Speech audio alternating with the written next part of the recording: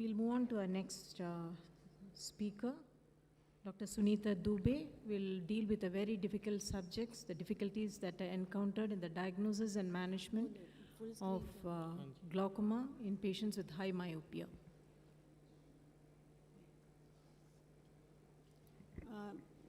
At the outset, I would like to thank Dr. Meena for having me here. I'll be talking on difficulties in diagnosing and management of glaucoma in myopic eyes. So the association between myopia and glaucoma has long been recognized. While the two conditions coexist, there is often a diagnostic challenge to the clinician. As such, myopic discs are more predisposed to glaucoma because there is stretching and thinning of the lamina cribrosa, which is the primary site of damage, and leads to decreased distance between the retrobulbar CSF space and the IOP compartment, resulting in steeper pressure gradient across the lamina cribrosa, causing more predisposition to glaucomatous optic neuropathy. Why it is difficult to detect glaucoma? Because glaucoma is assessed clinically by evaluation of optic nerve head and visual fields, and uneven expansion of the posterior globe wall leads to tilting of the disc and parapapillary changes, making the disc evaluation very challenging. Also, degenerative changes in myopia could lead to visual field defects that can mimic those seen in glaucoma. Also, progressive myopia with progressive tilting of the disc, which often happens in children, may lead to difficulty in detecting progression of glaucoma on structure as well as functional assessment because of the progressive abnormality of the disc.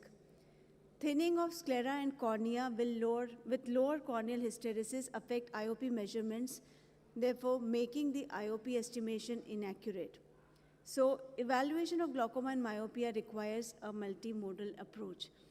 So these are the morphological diversity of the optic nerve head, which includes tilting, cyclotorsion, myopic conus, parapapillary atrophy. And in high myopes, generally the disc is large, with large cup, and which mimics glaucoma. And also it is not easy to interpret the neuroretinal rim correctly because of the shallow cupping and tilting. The prevalence of tilted disc is very high in patients with high myopia as compared to the normal population.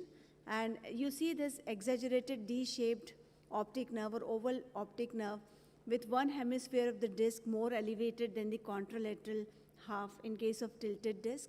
And also the torsion is also very common, wherein there is rotation of the sagittal axis of the optic nerve beyond 15 degrees. So sometimes it gets rotated by almost 180 degrees. So one has to identify all these morphological variations, and we are all aware of the alpha zone and beta zone, which are common in myopia. Beta zone is more common in glaucoma, characterized by complete loss of RPE.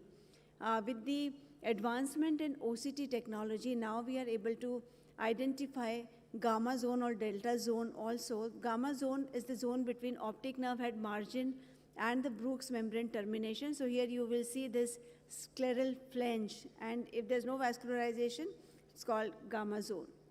So this is the normal disc. This is glaucomatous disc with beta zone and increased cupping and loss of neuroretinal rim. And this is the myopic disc, which is large disc with shallow cupping and pale neuroretinal rim and myopic conus and with delta zone. As far as visual field analysis is concerned, myopic retinopathy would lead to visual field defects which can obscure the glaucomatous defect. However, one should remember that myopic field defects affect the area of blind spot due to parapapillary atrophy, as you can see here in this picture, and also central fixation due to involvement of macula, whereas the glaucomatous defects occur mostly in Jerum's area or as nasal steps. So this is a differentiating point. And if the myopia, in non-progressive myopia, if there's progression of the visual field, despite stable macula, it may indicate glaucomatous progression. OCT may be generally fallacious in myopia because these eyes are very large, and the volume scans which are acquired with most of the OCTs have a depth focus of about 2 millimeter. So increased curvature of the posterior wall and increased axial length exceed this limit, and therefore leading to segmentation errors. and it may not be possible to acquire the scan in one scan. No normative database is available for myopic population, so there is no age-matched comparisons available. So segmentation errors in high myopia are caused by the temporal shift of blood vessels and causing temporal displacement of RNFL bundles due to scleral elongation. So you will see this fallacious defects on the nasal RNFL. The nasal RNFL will be thin and the temporal RNFL will be fallaciously thick. So GC-IPL thickness is more useful and more accurate if there's less deformation of macula. Again, you can see the red disease because of the temporal displacement of RNFL bundles in high myopia because of the high axial length. Let me take you to a few cases. This is a high myopic male with axial length of 27 in the right eye and 27 in both the eyes with normal IOP. And you can see the torted and tilted disc. And there are a lot of segmentation errors and a lot of red defects here in the OCT, which are not reliable. And if you look at the visual fields, it is more or less normal. So here you will rely on the visual fields. In the second case, again, this patient had high myopia and he was diagnosed as advanced glaucoma in both eyes. And if you look at these pictures, you see a lot extensive chorioretinal atrophy in both eyes, and it is not possible to diagnose glaucoma based on the basis of optic disc alone. And you are not able to comment on the neuroretinal rim. And OCT, of course, is showing a lot of segmentation errors. OCT is not useful. And with the field defects, you can see the defects both because of glaucoma and myopia. Here you can see defects around the blind spot and also in the nasal step area. And in the left eye, the vision was less, and mostly you see this defect around the blind spot.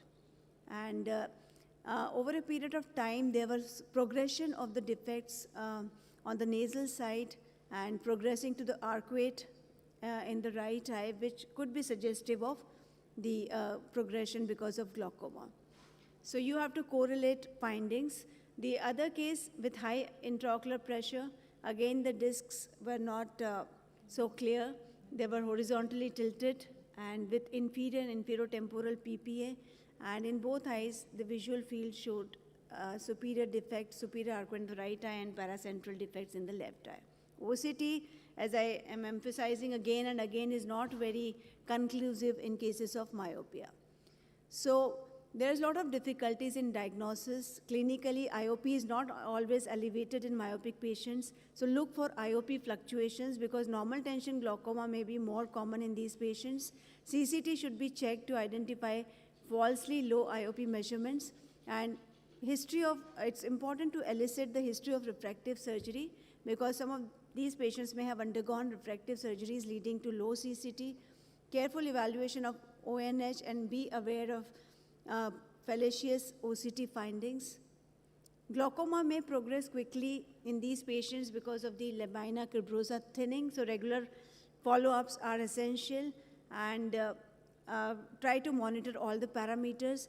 Do not rely on color coding on OCT. Instead, compare the OCT data of patient's own baseline because you'll get the accurate findings in patient's own baseline, and then you just follow up on the basis of baseline because there's no normative data available.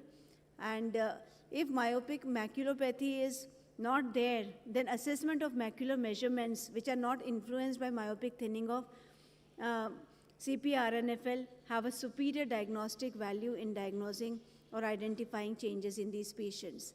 Early management of glaucoma is particularly important in this group as surgical management may be difficult and risky because of the altered scleral biomechanics as compared to the normal eyes, and also be very, very cautious while doing glaucoma surgeries because these eyes are more prone for hypotony because of the thinner and less rigid scleral wall.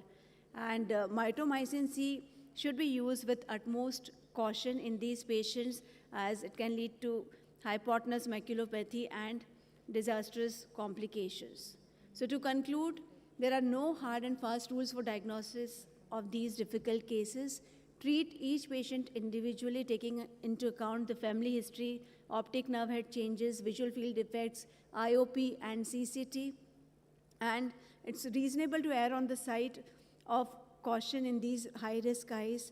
And every patient of myopia is a glaucoma suspect unless proven otherwise. So do a very careful evaluation of these patients to rule out glaucoma. Thank you very much for your kind attention. Thanks a lot, Dr. Suneeta, for a very nice talk. Till Dr. Meena comes on the screen, I just have a question on your last, the point that you mentioned, to err on the higher side for the safety of patient management. So what can you just elaborate on that? I mean, you mean to say that, you should start, we should be starting treatment if you're not sure about how the last sentence that I've used in your presentation. So, because myopic eyes are more predisposed towards glaucoma because there is thinning of the lamina cribrosa and the steeper gradient across the lamina cribrosa because of the thinner lamina cribrosa. So these eyes are more predisposed, and in most of these eyes there is thinning of RNFL, and the central corneal thickness is also thin. So fallacious IOP recording can be there.